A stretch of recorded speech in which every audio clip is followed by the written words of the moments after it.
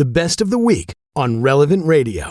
Hey, welcome to the show. Today you get a second opinion because it's Thursday, which means Monica's here. That was good. That was very in sync. Yeah, that was good. In sync. like we practiced. That'd be a name for a good band. If we started our own band, we could call ourselves In Sync. Yep. Mm-hmm. Maybe there's a trademark on that. What do you think? I don't know that I ever listened to any of the In Sync songs. I'm sure you did. Was that in your? But that was the that older your girls? The older girls. That was even before your time. That's more of like Emily. Is that right? Yeah. Oh, okay. All right. Yeah, Monica's here. Licensed clinical professional counselor, all around great daughter. And this is where we focus on parenting issues, et cetera, et cetera, et cetera. So here's the question for today. What one childhood personality trait is the most predictive of happiness as an adult? So today we're going to take a look at an article written by Dr. Leonard Sachs on this topic. And that was in the September 2nd edition of the Institute for Family Studies blog that's out there. And so if you have children or grandchildren or you know someone who does, pay attention because this is important stuff. This is how you can actually set your child up for success, all right? Do you struggle with a child who lies? I don't believe you ever told us a lie, did you? Many. Okay. I think I did when I was little, yeah. Probably, yeah. Or makes excuses for bad behavior. Definitely. I know you never had bad behavior. No, it was always the boys. Always the boys. Do you have a child that seems to lack self-control? You know, doesn't get the chores done on time or without being reminded or doesn't seem to be able to turn off the TV or quit playing the computer game, right? Or get his homework started on time. So do you have do you have a specific challenge with a child that comes down to one of these two areas of honesty or self-control, right? So here we go. So this article by Leonard Sachs, and Leonard's a pretty well-known guy. He's a practicing family physician. He's a psychologist, and he's written a number of books about parents. And so he starts off, consciousness is declining among young Americans. Why? What personality traits during childhood or adolescence best predict an individual's health, wealth, and happiness many years later, say at age 35? Is it the grade point average, popularity, et cetera, et cetera, et cetera? He says, nope. The traits that best predict future well-being are actually honesty and self-control. Okay? So you look at those two building blocks, two foundational blocks, right? So he says, psychologists combine honesty and self-control into a single personality trait called conscientiousness.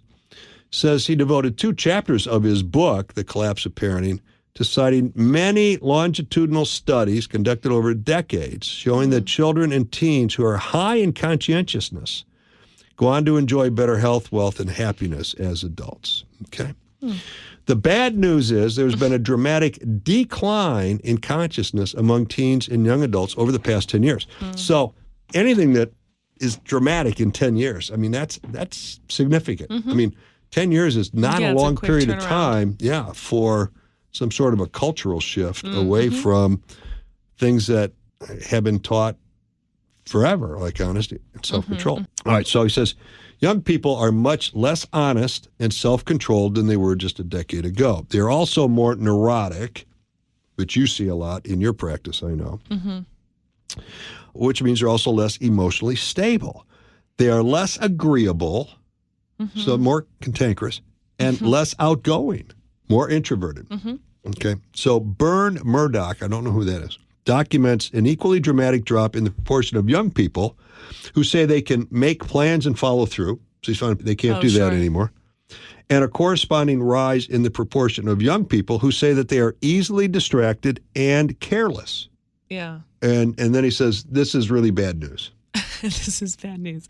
Yeah, I think we've kind of created an environment that can, without kind of guidelines or controls, boundaries with our kids, kind of promote those negative qualities or traits if we're not careful, right? So I have a feeling this conversation is kind of probably going towards talking about kind of screens or social media to some degree, because that's been a big change in the past decade as I'm thinking about, well, what are the big changes in our society that have been contributing to this? But I think that there's so many amazing benefits to screens and to social media, and we need boundaries and rules and law and order around things that we're kind of fumbling through as a society to figure out how do we manage this. It's so new. Right. And with any new thing, there's casualties along the way, right? There's things that go bad. But he also is highly critical of our educational system. So let me just say this a little bit for those whose kids are out there, especially if they're in just about any school system. Maybe this should not come as a surprise, he says. American educators used to understand that teaching character and virtue were the top priorities in education, but not today. Over the past 24 years, he says, I have visited 500 schools, and I can tell you that a concern for moral and spiritual values is not the top priority at most public schools or most secular independent schools that I've seen. Okay? So it's not being taught in the schools. Okay? Now, maybe if you're at a Catholic school, perhaps, but in most schools, virtues are not being taught. So he goes on to establish what we have known and what the church has taught for about 2,000 years. Parents are the first teachers of virtues. He says, I've been a family physician in the United States for 36 years now, and I've witnessed firsthand what I call the collapse of parenting. Okay? He says, I now commonly see kids treat their parents with defiance and disrespect in ways that were unthinkable when I was a young doctor 30 years ago. Right? So what or who is to blame for this collapse in conscientiousness? Bern Murdoch suggests that smartphones and streaming services seem likely culprits. But Sachs says, but I'm not persuaded that smartphones alone are to blame. No. It's true that the young people who demonstrate a decline in conscientiousness are digital natives, the first generation to grow up with cell phones in their pockets. But correlation is not causation. He says, I'm not defending smartphones. In fact, I've been writing about the dangers of smartphones for many years. And I think it's reasonable to believe that smartphones can lead to distraction and social isolation. However, distraction is not equal dishonesty. Honesty, let's define it, right? It's the quality of being truthful in words, actions, and intentions, right? So not just what you say and do, but actually what you intend as well. It means not deceiving, not stealing, and not hiding the truth for selfish gain. Okay? It's not manipulating so I get what I want. It involves authenticity too, right? Being the same person in public as you are in private. Like, I am what I am. I don't put on a public facade, right? And then when I go home, I'm like this bear of a guy. So Catechism teaches us that honesty is part of the Eighth Commandment. You shall not bear false witness, which calls us to live truthfully in thought, word, and deed. Honesty is closely tied to integrity, right, which is unity of heart and word under God's truth. Do you agree? Yes. Okay. All right. So number one, model honesty yourself. You have to do it. You have to do honesty. Children watch more than they listen. Boy, that's the truth. And if they see you keeping your word, admitting mistakes, and speaking truth with kindness, they will learn to do the same. That's the whole Abe Lincoln thing, right? Avoid little white lies. Things like, you answer the phone, tell them I'm not here.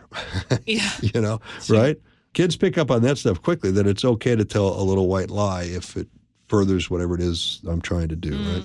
So you got to be honest in everything that you say and do, right? Number two, teach the value of truth, which means you have to talk about it. You have to say, listen, in this family, we are honest and truthful people. That's you're a member of the Smith family, the Hindered family.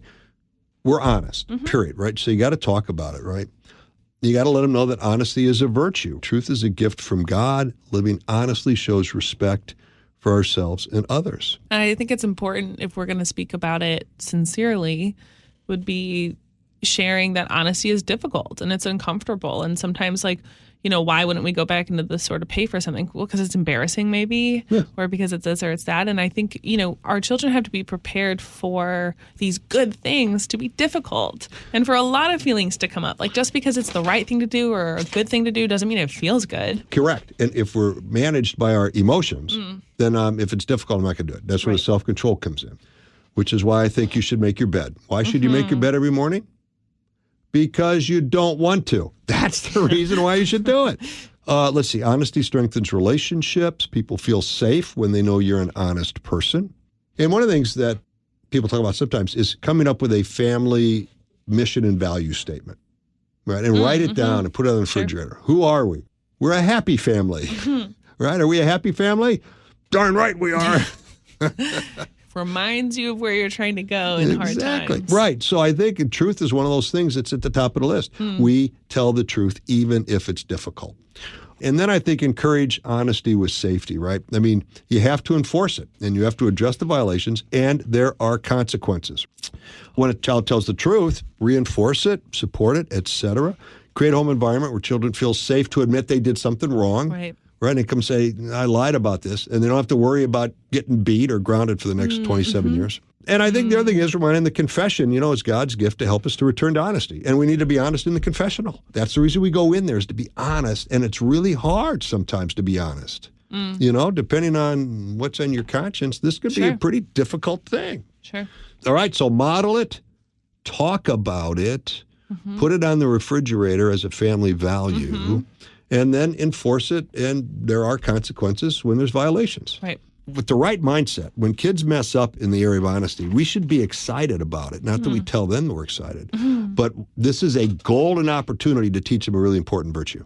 So rather than angry, we'd be like, all right, good. Okay, now I got a chance, because he's returning a pencil rather than $300 stereo from the store. Yeah. Right? Yeah, I mean, absolutely. Like, if we can correct little things, that's great. You know, and we're seeing it. And also, like, truthfully, if your child is lying or something, to some degree, their conscience is well-formed enough to know that what they did was wrong. Because if they didn't think it was wrong, they probably wouldn't have hidden it, or they wouldn't have been dishonest. And so you're like, okay, a step in the right direction. They knew that was wrong. Yeah. Now, next step is helping them kind of own that process or avoid doing that in the future. And so, again, if we can kind of see just raising our children is just this process, and that it's all normal. It's all part of the process. We don't have to be worried about it. Right. And we just have to take it one day at a time. Correct. All right, so on to self-control. So again, self-control is the capacity to regulate your impulses instead of being ruled by them. It allows a person to pause before reacting, choosing long-term good over short-term gratification. Let me repeat that, choosing the long-term good over the short-term gratification. And to act with discipline. St. Paul listed as one of the fruits of the Holy Spirit. The Catechism connects it with the virtue of temperance, which is the regulation of our concupiscible appetites. All right, so how do we do it? Well, number one, model it. You have to do it. Children imitate what they see. So show patience when driving. Ooh, I struggle with that one. Calmness when frustrated, right? So if you're frustrated, don't pound your fist on the table. And discipline your habits. Let them see you pause, pray, take a deep breath when you're upset. So you got to model self-control. Yeah, I think that the Catholic Church, again, has a little bit of a leg up on this, in that we have recommended days of fasting and required days of fasting in which we model and participate as a community in self-control and in self-denial, and that's not a bad thing. And, when we can normalize that and not have it be such a big deal, when we have to exercise that in little ways and then eventually in life in big ways, it feels normal. It feels like, this is a part of life that I know I'm capable of doing because I've done it before. Yep, there you go. So, consistent with what we talked about with honesty, right? So you have to model it, and then you have to teach it. You have to talk about it. And the Catechism explains that self-mastery is a long and exacting work. Children come into this world with no self-mastery, with no self-control, right? It's all about just give me what I want. But self-control, delayed gratification, is a virtue, is a core for a lot of other virtues that come after that, like charity, prudence, and temperance. So I think you could, even with little kids, practice little waiting games. Like, okay, let's wait 5 minutes before we eat this snack. Yeah, let's just practice that for a minute, right? Or first we finish our homework and then we play. Oh, I heard that like every day of my life growing up. No, you can't go to play. Finish homework. I hate homework. But tie the delay, like this whole 5 minutes before we eat the snack thing, but tie it to an intention. Like, let's wait 5 minutes. Let's offer this 5 minutes up for your brother that he passes his test or something like that. Let's tie it to a supernatural perspective. They practice self-control with children in everyday situations, like, waiting, standing in line, or following different routines. Okay. So talk about it and then play these little waiting games. Yeah, and I think it could also be interesting to look, we all love a good hero or a good role model, a good example. And I think it's important to show our children both spiritual and secular examples of this. You cannot show me one successful person in our world, whether it be in athletics or in any business, who hasn't had to be in control of themselves and deny themselves and say no. Your no opens the door to further yeses, and to be able to see that, like, hey, when we can deny ourselves, when we can work hard, when we can endure, good things come. There you go. Listen, thanks for being part of the show. We're almost out of time. Thanks for having me. It's always good to have you here. You can join me and listen on the Relevant Radio app, Marriage Unhindered, live each weekday at 5 p.m. Central Time.